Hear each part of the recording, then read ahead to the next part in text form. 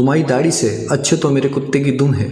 یہ الفاظ ایک مغرور بادشاہ کے تھے جو تکبر میں ڈوبا ہوا تھا، غرور میں جھوما جا رہا تھا۔ سامنے کھڑے تھے ایک نیک بزرگ جن کی نگاہوں میں عاجزی، چہرے پہ سنت مصطفیٰ یعنی داڑھی، دل میں اللہ کا خوف تھا۔ بزرگ نے ایسا جواب دیا کہ ساری بادشاہت، غرور، تکبر لرز کر رہ گیا۔ آج کا بیان صرف داڑھی کا نہیں بلکہ اخلاق، سنت اور جنت کے راستے کی بات ہے۔ سنیں، سمجھیں اور بدلیں۔ عقودار خان نے انہیں دیکھا تو اسے شرارت سوجی اور کہنے لگا، میاں یہ تو بتاؤ کہ تمہاری داڑھی کے بال اچھے ہیں یا میرے کتے کی دم؟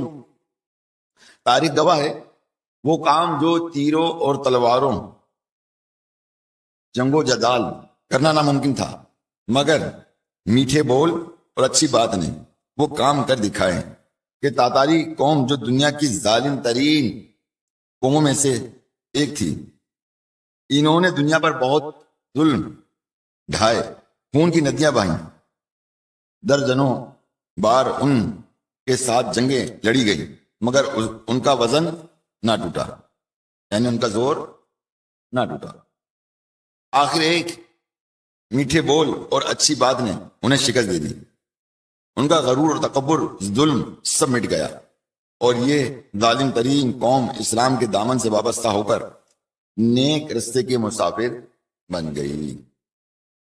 واقعہ یوں ہوا کہ خراسان کے ایک بزرگ تھے، انہیں خواب میں حکم ہوا کہ جاؤ اور تاتاری قوم میں اسلام کی دعوت پیش کرو۔ اس وقت ہلاکو خان کے بیٹے عقودار خان کی حکومت موجود تھی۔ ان بزرگ رحمت اللہ تعالی علیہ نے اپنا سامان سفر باندھا اور عقودار خان کے دارالحکومت پہنچ گئے۔ عقودار خان نے انہیں دیکھا تو اسے شرارت سوجی۔ کیا سوجی؟ شرارت سوجی اور کہنے لگا، میاں یہ تو بتاؤ کہ تمہاری داڑھی کے بال اچھے ہیں یا میرے کتے کی دم؟ اللہ اکبر۔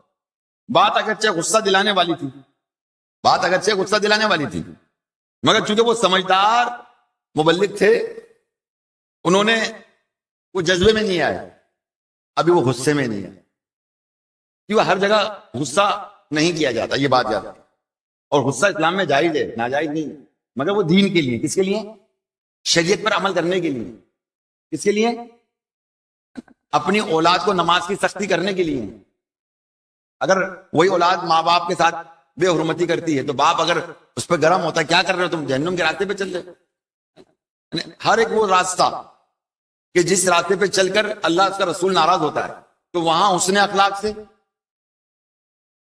زبان سے، طاقت سے، یا پھر دل میں اس کا برائی جان کر ان تمام پورے راستوں کا مقابلہ کرنا چاہیے۔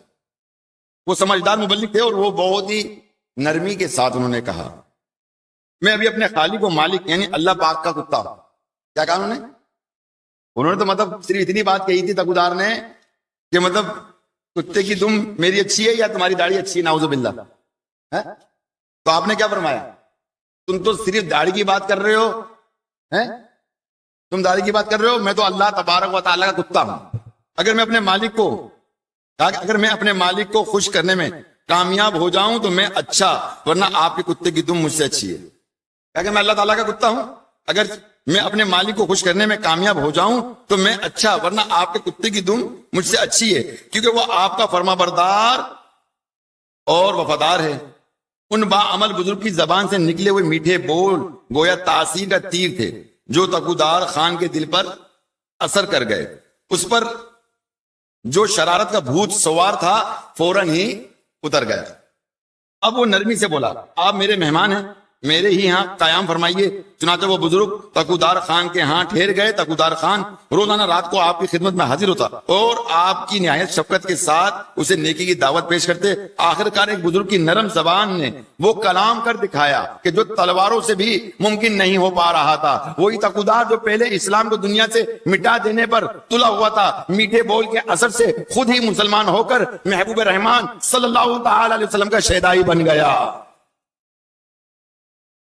اس کے نتیجے میں تاتاری قوم مسلمان ہو گئی۔ یوں میٹھے بول کی برکت سے ایک خونخوار اور حکومت قوم اسلامی سلطنت میں تبدیل ہو گئی۔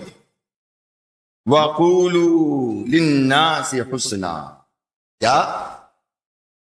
وَقُولُوا لِلنَّاسِ حُسْنًا، وَقُولُوا لِلنَّاسِ حُسْنًا، اور لوگوں سے اچھی بات کہو، اور لوگوں سے اچھی بات کہو. یہ کہنا تمہیں اس مقام پر پہنچا دے گا جس مقام کا کبھی تصور بھی نہیں بنا ہوگا. اللہ تعالیٰ آپ کو مجھ کو عمل کرنے کی توفیق رفیق عطا فرمائے. آمین بجاہ نبی الامین صلی اللہ علیہ وآلہ وسلم.